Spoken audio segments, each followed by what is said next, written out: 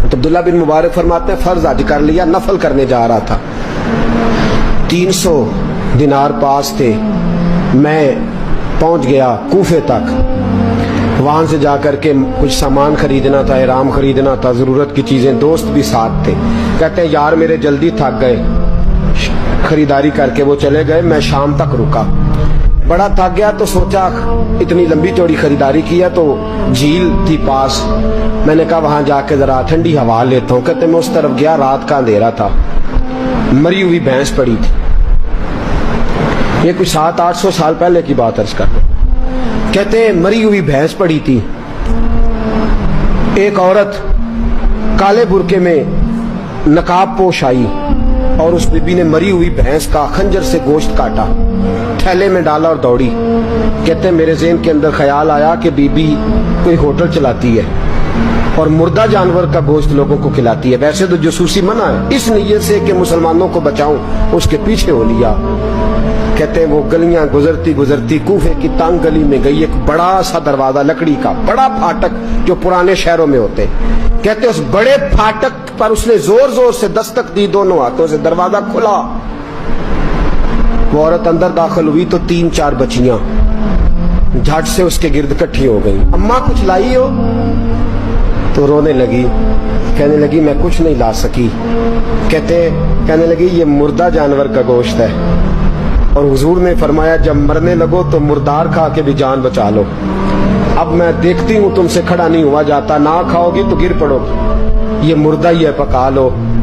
کہتے ہیں اگلے لفظ اس عورت نے کہے تو میں باہر کھڑا چیخنے لگا.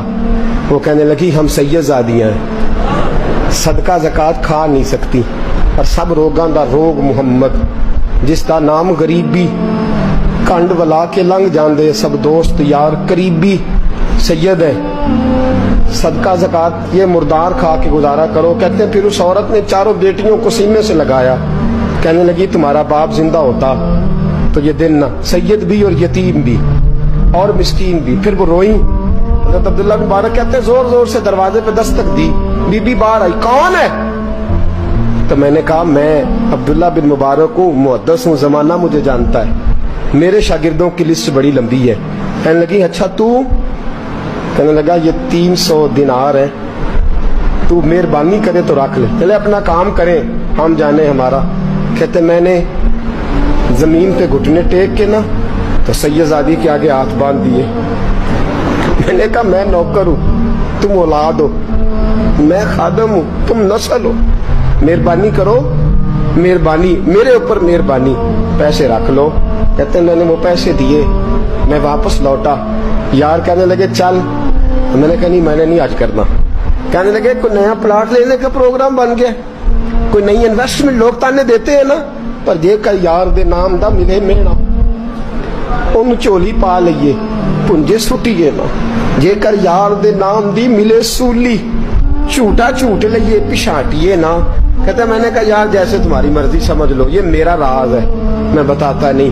فرماتے ہیں لوگ حج کرنے چلے گئے, میں وطن آ گیا.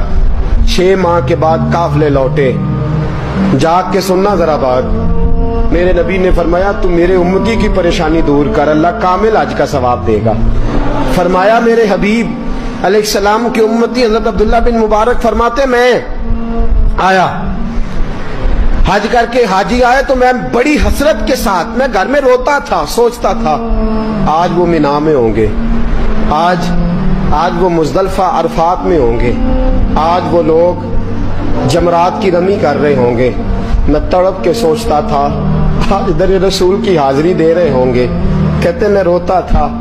جب حاجی لوٹے 6 ماہ کے بعد تو حاضری دینے گیا, ملنے گیا, پہلا دروازہ کھولا حاجی صاحب نے, میں نے کہا مبارک ہو. کہتے ہیں میں نے مبارک دی, ذرا سنیے گا. کہتے ہیں وہ حاجی مجھے ڈانٹنے لگے, کہنے لگے چھوڑ یار, اتنا بڑا آدمی ہو کے تو غلط بات کرتا ہے. میں نے کہا کیا ہوا؟ کہنے لگے تو نے ہمیں کہا کہ جانا نہیں, اور پھر ہم مینا میں آوازیں دیتے رہے, تو بات ہی نہیں سنتا تھا. ہم آوازیں دیتے رہے ان اللہ علی کل شیء قدیر, آوازیں دیتے تھے, سنتا نہیں تھا. کہتے میں حیران ہوں, میں یار میں تو گیا نہیں. کہنے لگے ہم 11 حاجی جھوٹ بولتے ہیں تو اکیلا سچ بولتا ہے. सब ने देखा है। कहते मैं पलट आया, चौथे दिन फिर एक हाजी को मिलने गया, मुबारक दी। कहने लगा छोड़ किस बात की मुबारक, मैदान अरफात में तो तूने बात भी नहीं सुनी और यहाँ मुबारकें कहते हैं अरफात में, और मैं तो नहीं। कहने लगे चुप कर, गलत बात भी करता है इतना बड़ा मुहद्दिस हो के। कहते हैं जब आखिरी काफिले आए, आखिरी दिन तो 8-10 काफिले इकट्ठे आए, शाम तक 7 काफिलों से मिला। हर एक मुझे कहने लगा बंदे के पास घोड़ा नया आ जाए, सवारी बड़ी आ जाए तो यारों से तो मिलना चाहिए ना, तू आवाज ही नहीं सुनता था। फरमाते हैं मैं थक गया कि इलाही माजरा क्या है, मैं तो यहाँ इस शहर की गलियों में फिरता रहा और ये सारे हाजी क्या क्या रहे हैं। फरमाते हैं रात को हजरत रबी बिन असलम, वो बहुत बड़े बुजुर्ग मुहद्दिस थे, वो भी हज करने गए, दरवाजे पे दस्तक दी, बाहर आए तो झगड़ने लगे। कहने लगे तूने मुझे किस मुश्किल में डाल दिया है। मैंने कहा हुजूर क्या हुआ, किस मुश्किल में। मैं तो मेरे कहने लगे छोड़ यार, आलिम